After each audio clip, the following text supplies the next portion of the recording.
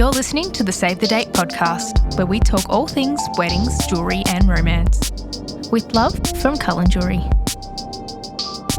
Hello and welcome back to the Save the Date podcast. I'm Sheridan. And I'm Juliette, and we are so happy you're here. Today, we're going to talk about something that I like to call the post-wedding blues. We are going to give you a major insight into what this actually is, why it happens, and what you can do to help ease any of those feelings of sadness or discomfort after your wedding day is over. As this is a more serious topic, we did want to preface this by saying that we are not qualified medical professionals, and everything that we're saying and recommending is based on our own experiences and research. If you do need professional support or mental health help, please check the show notes as we'll have some resources in there for you. So without further ado, let's get straight into it. So what are the post-wedding blues and why does it happen?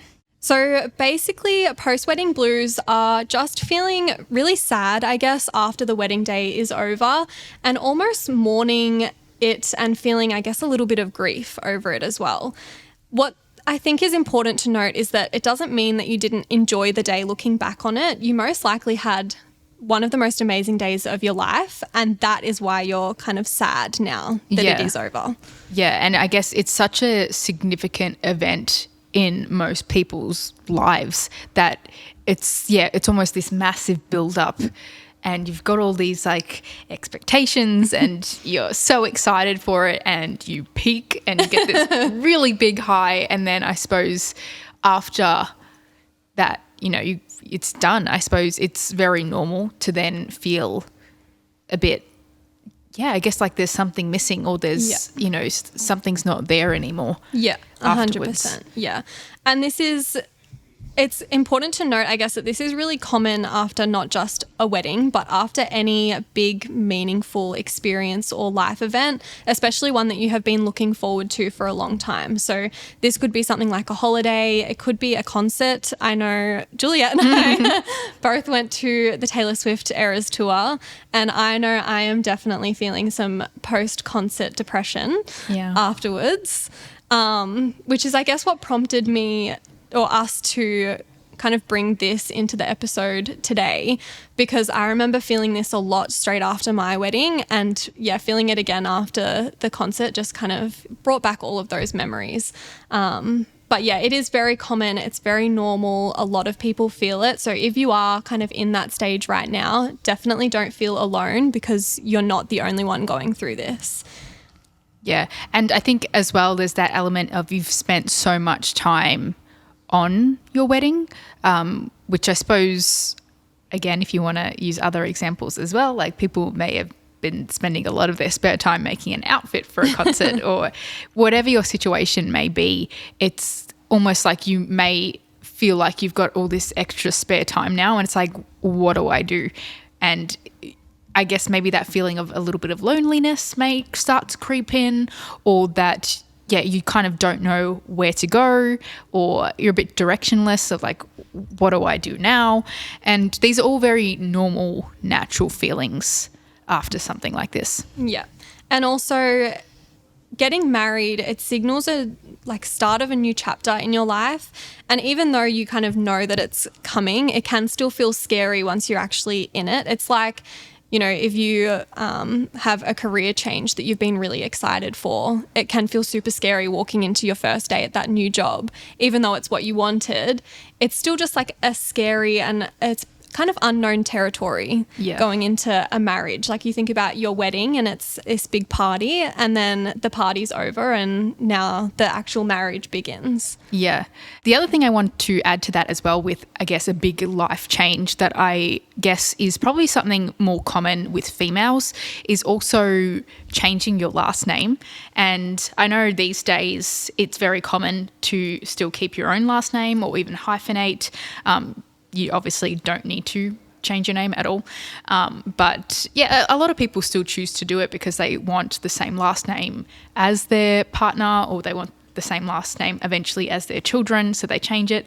And I suppose for us as women, it really, I guess, it's almost like you're losing your identity. I can see how those feelings could could come up. I mean, I'm not married myself, but I could see how those feelings, you know, it could bring up feelings of like losing your identity, and like you've had this same name, people know you by this name, and now you're switching.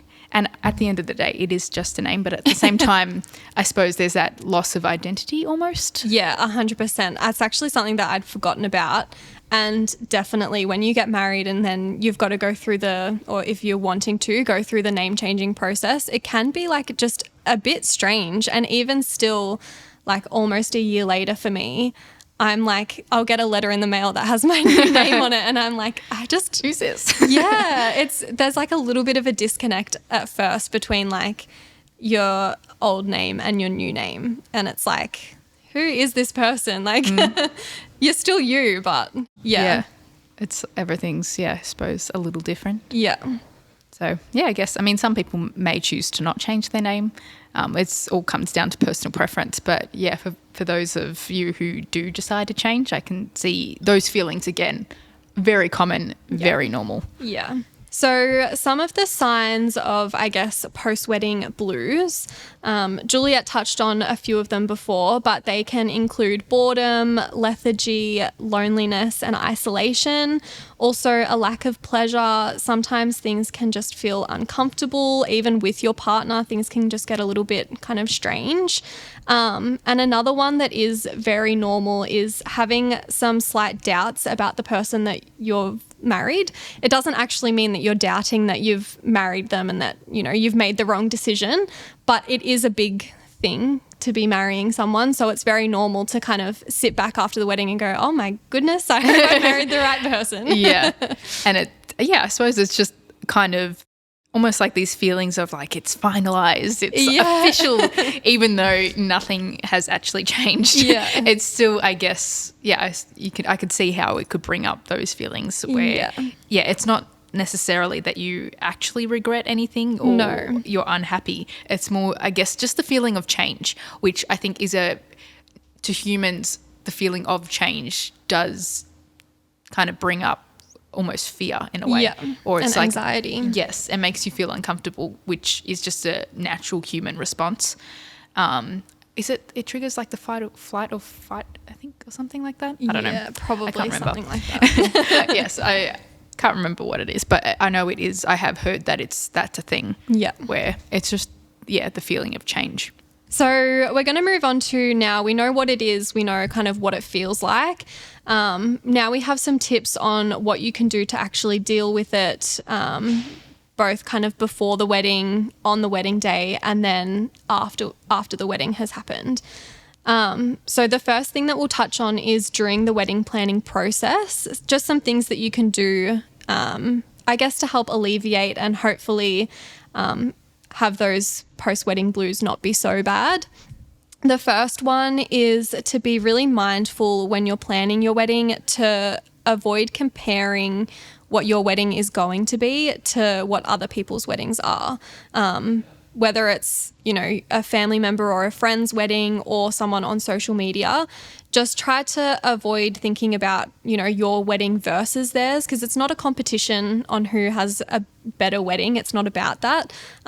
It's about planning the day that you and your partner really want to have. Yeah. And I think even post-wedding, that's something important to keep in mind in going into the future as well.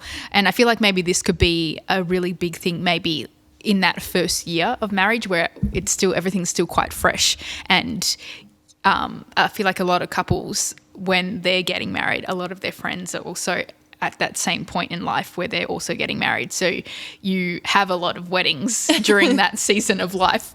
So even after you've had yours is not looking back and be like, this person's wedding was so much better than mine was, It's not, about whose is better. I think as well, something I guess to note about that is that when you're at someone's wedding, it's a very different experience from when you're at your own wedding. I know a lot of people that will speak to their friends after their wedding and their friends are all like, oh my God, we had such a great time. And you're like, I didn't spend any time with you. Yeah.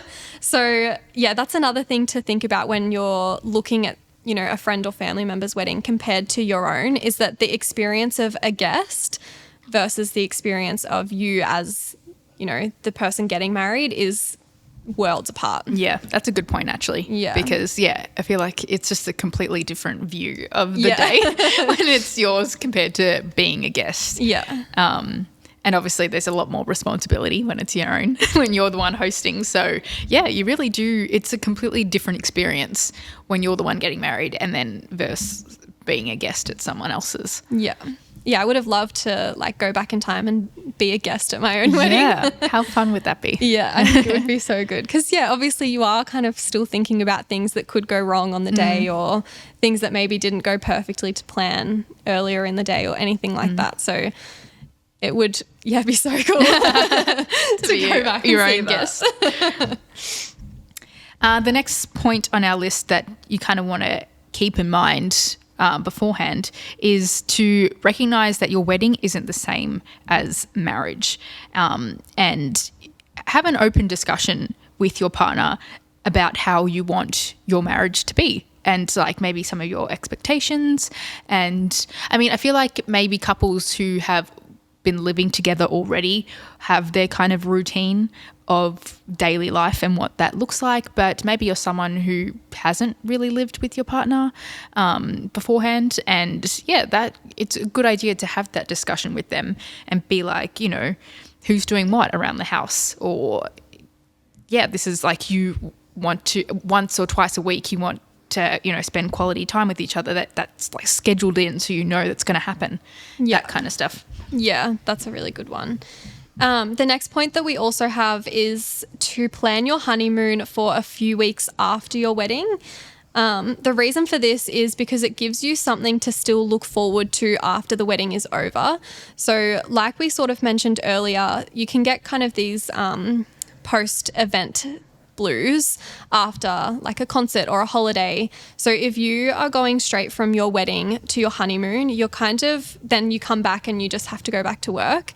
It's kind of like both of those blues are combined, and it might just make things kind of feel a little bit worse. So if in the wedding planning process you're feeling like I'm going to have a complete come down after this wedding, I would definitely say just plan for your honeymoon to be a little bit after your wedding. So you've got that time straight after to sit in the feelings of your wedding being over, to kind of settle into your marriage a little bit, and then still have that thing to look forward to of your honeymoon. Yeah, for sure. Yeah. Another really great tip is to do couples counselling in the lead up to your wedding, as well as continue that after the wedding. And I feel like there's this stigma around counselling that you only need it if you've got serious issues.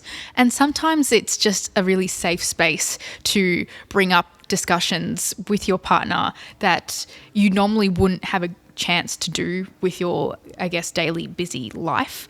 And this can really, I guess, help bring up those conversations if you're feeling, you know, these post-wedding blues or you're feeling a little down. It's like, how can you communicate that with your partner so that they can support you with those feelings? And who knows, they might be feeling the same way. And it's like, together you can be sad. Together you can work through those feelings and maybe plan other things to help you get through that. Yeah. And also, like, if you're going to a professional, they're going to be able to give you like actionable steps to be able to work through it together, rather than just like sitting down and having a conversation with your partner but kind of not really coming to a resolution. Going to a professional, they're going to help guide you through that so that you actually can come out the other side better. Yes. Yeah. Actionable. Yeah. Points.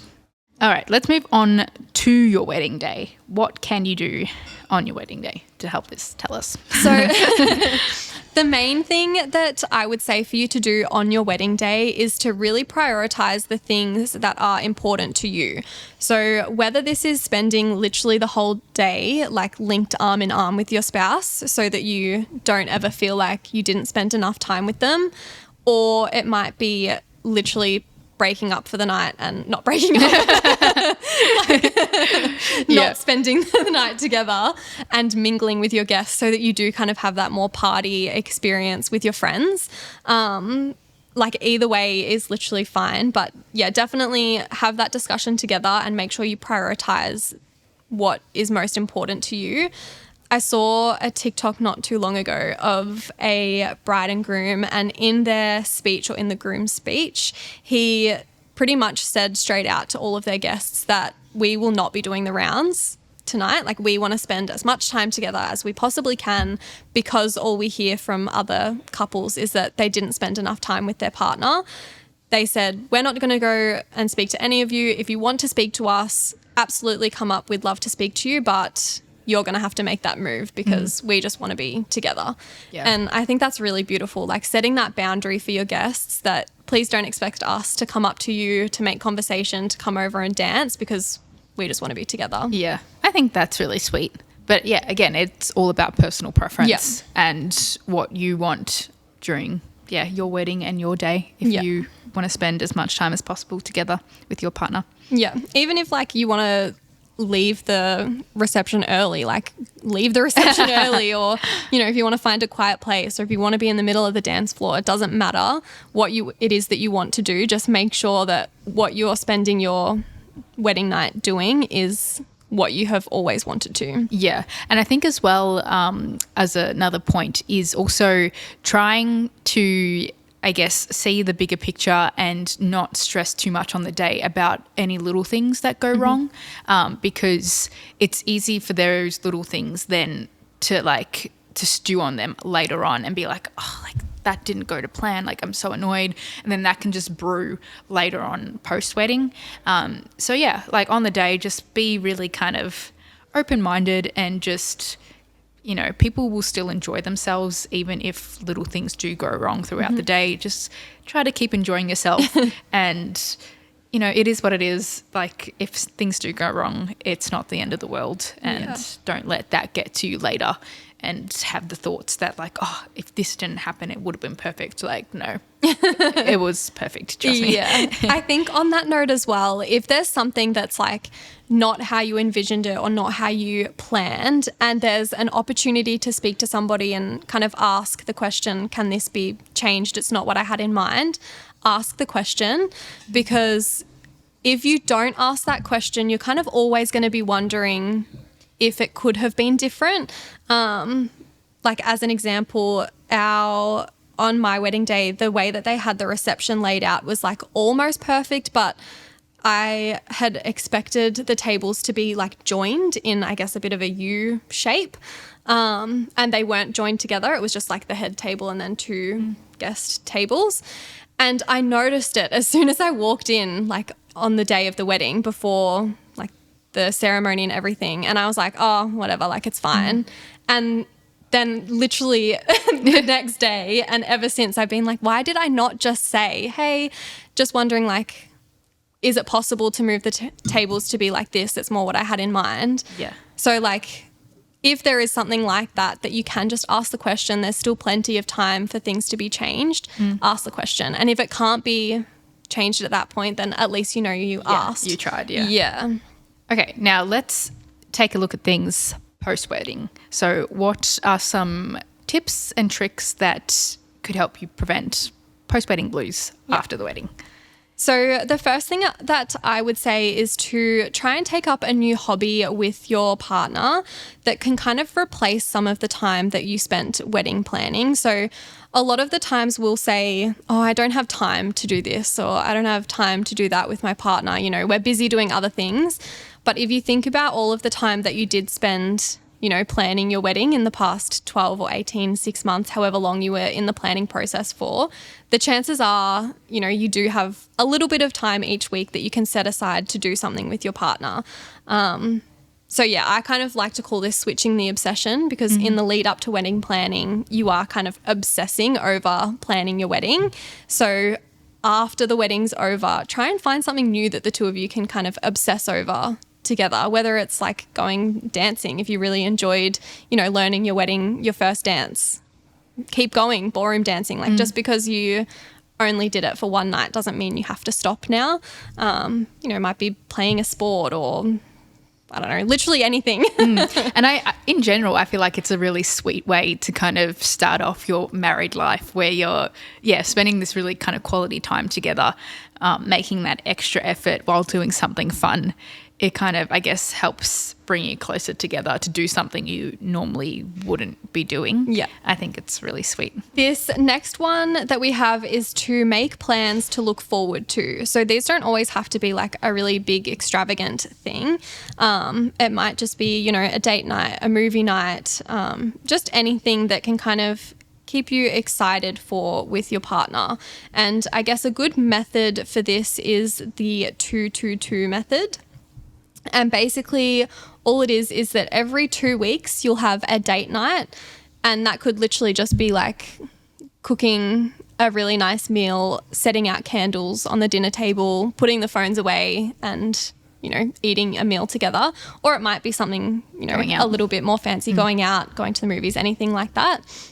Every 2 months you'll spend a weekend away or a night away, just to kind of get yourselves out of the normal routine. Even if it's a staycation. A staycation. Also cute. Yeah, it doesn't have to be like far away. It could, literally just be going 10 minutes down the road and staying at a little resort. Yeah. And then every 2 years to take a week-long vacation or holiday. So this just kind of always keeps you having something, to look forward to that you're excited about. Yeah. And again, also having that kind of quality time locked in. Yeah. So I feel like in general, it's just like a nice kind of routine and habit to get into that, you know, you're guaranteed, you're setting that time, you know, to be with your partner every 2 weeks with the, you know, the date nights at least. So yeah, I think it's a really nice habit as a newlywed couple. Yeah, it can be really easy to just fall into a routine of just like hanging out at home with your phones, with the TV on, or like, you know, separating when you both come home from work and he's playing his games and you're in the room reading or watching maths or so just like taking that time regularly and planning it out in your calendars that, you know, this day every 2 weeks we're going to have a night together. Yeah. And I think linking onto that is also making the small things special and making time for the small things.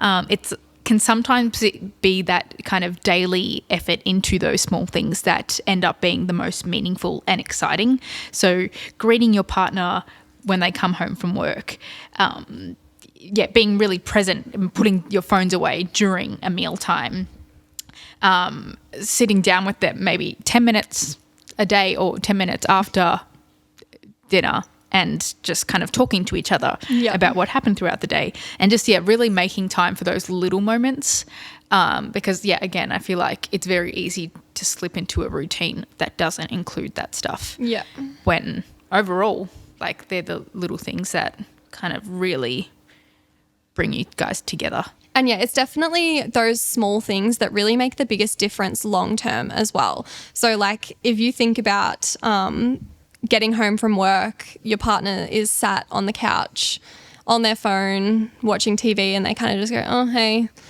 And that's like all the greeting that you get, versus you come home, they put the phone down, they come over, they give you a cuddle, say, how was your day? Like that in the long term is going to make a huge difference, because for 6 months or so, you might be like, yeah, whatever, like doesn't matter that they're not really greeting me when I get home. But then like 5 years down the line, if you're still not getting that, that's when it can kind of become a problem. Yes. And sometimes like those little habits then form into bigger habits. And it just, as the years go on, can then slowly turn into an even more pronounced version of that, and it just, you know, then you end up feeling really disconnected from each other. So definitely put the effort into the small things, make them special. And I suppose as well, just to bring it back to the post-wedding blues, I feel like those little small acts of kindness and acts of effort can then also really help to make you feel like, oh, my partner's here for me. Yes. And that it's like we weren't just planning this big wedding together and now it's over. It's like, no, this is like cute. Yeah. We're married. The next thing that I would say is to take some time to look through your wedding photos, get some printed, put them around the house so that you can reminisce on the day. But something to, I guess, be mindful of with this is to try not to spend all of your time like just looking at your photos and videos from the wedding. Because that's when it can kind of get a bit depressing when like all you're doing all day is looking back at photos from another time. Make sure that you do try and stay present in the moment as well, which is also where kind of those smaller acts of love, I guess, make all the difference too. Yeah. And having the photos on the wall can be like a nice way to remember it on a daily basis without sitting down and just obsessing over, I guess, the day and it being in the past. Whereas like if you have a really nice photo, as soon as you walk in the door every day, it's like, look at us. and then like, okay, let's keep going. Yeah, it can be like a little reminder as well. Like I'm thinking of maths again, but you know how I don't know how many of you watch maths. Do you watch maths? No. Oh, so they get married and then they go away for like a week or however long on their honeymoon. And then when they come back, they move into a house together, and always like sitting on the bedside table or somewhere in the house is a wedding photo. So, and it always happens, every single couple, whether they've had like an amazing honeymoon or a not so great honeymoon, they come home into their new home, they see this photo of their wedding day and then they reminisce on the day and it makes them feel better.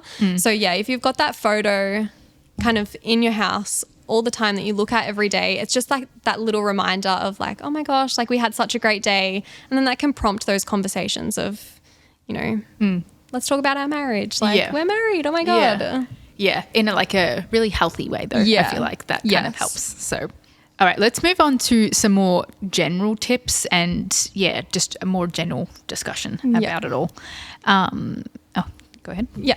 So the first thing that I would say here is that if you're noticing that these feelings of sadness are lasting for kind of a very long time, definitely don't be ashamed to seek help from a professional. That's what they're there for. Like you were kind of saying before, Juliette, there is a little bit of like a stigma around going and seeing like a psychologist or a counselor about your mental health. But I think the best way to look at your mental health is in the same way as you look at physical health. So you would never like judge somebody for saying, oh yeah, I go and see like a PT every week and I go to the gym. But like, so why would you judge somebody, or why would somebody judge you for doing that same thing for your mental health? Yeah. It's kind of like apples and apples. Yeah, You've got to have a healthy mental health relationship. Yeah. And again, it's like, don't have the mindset, or you don't need to have like a really big serious issue to go seek help for something like this. Like, don't feel as though like your situation isn't warranting professional help because you're like, oh, I'm just sad. Like, these feelings are just sad because, my wedding's over. Like, if they're prolonged feelings, like, absolutely, even in general, like, even if they're not prolonged, like, you don't need, like you can go seek help and without it necessarily being, a massive thing. Yeah. Yeah. I think something to, I guess, mention is that like there's always things that everybody can kind of improve on regardless. So like even if you're feeling, pretty fine, but just a little bit sad still that the wedding's over, or, it's a week after the wedding and you're like really sad, just go and speak to somebody about it. Yeah. Yeah. Another really good kind of practice you can get into is journaling, practicing gratitude and mindfulness. Those are all known methods or proven methods to, help or increase your mental health. Going for walks, listening to podcasts, favorite music, reading a book, sunshine, fresh air. These are all, really great things you can do to make yourself feel better. Yeah. And then something else as well is to try and, I guess, switch your mindset from feeling like sad that it's over to feeling like happy and grateful that it happened. Like you said, practicing gratitude is such a like easy, I guess, way to switch your mindset from being like, sad to feeling more happy about things. And then something else that I have kind of seen around a little bit lately and did a bit of research into is there is a neuroscientist. Her name is Dr. Jill Bolte Taylor. She is a Harvard-trained neuroscientist. And basically what she found in her research is that emotions only actually last 90 seconds in the brain. And that can like seem like not a lot of time at all for like a feeling of sadness or happiness, any emotion, to only last 90 seconds. But basically after that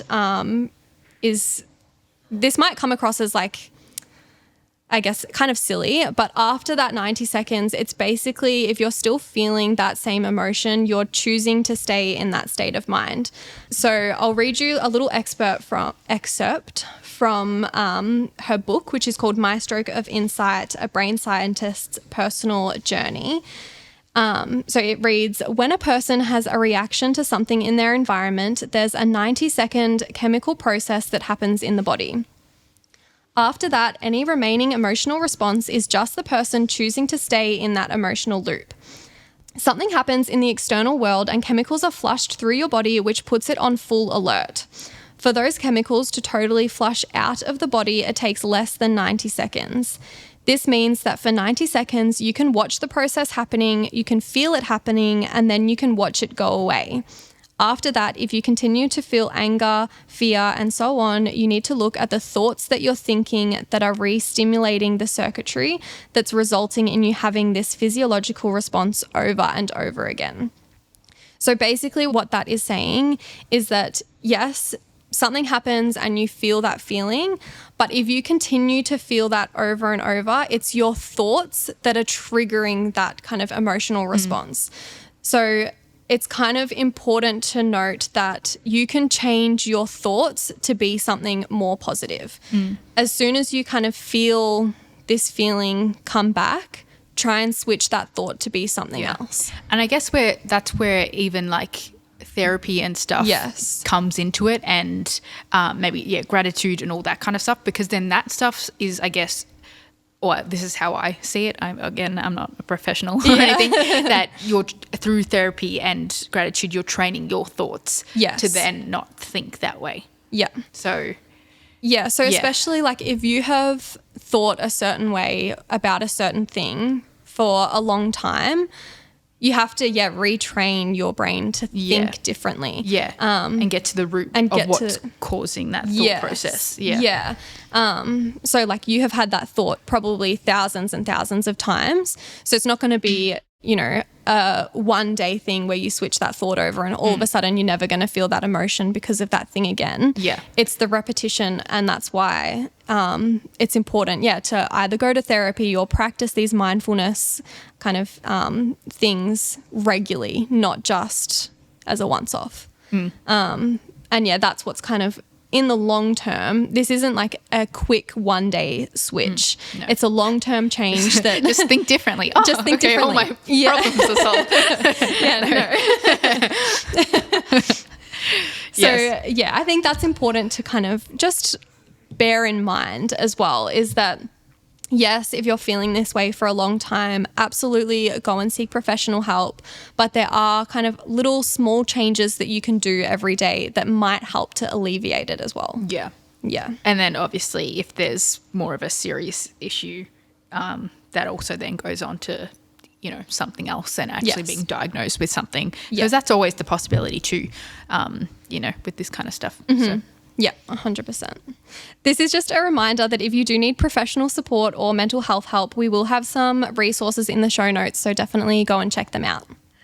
Thank you so much for joining us for this episode of the Save the Date podcast. We hope you learned something new, and if you're currently planning your wedding, congratulations, good luck, and have fun. If you enjoyed today's episode, make sure you follow or subscribe and leave us a review wherever it is that you're listening.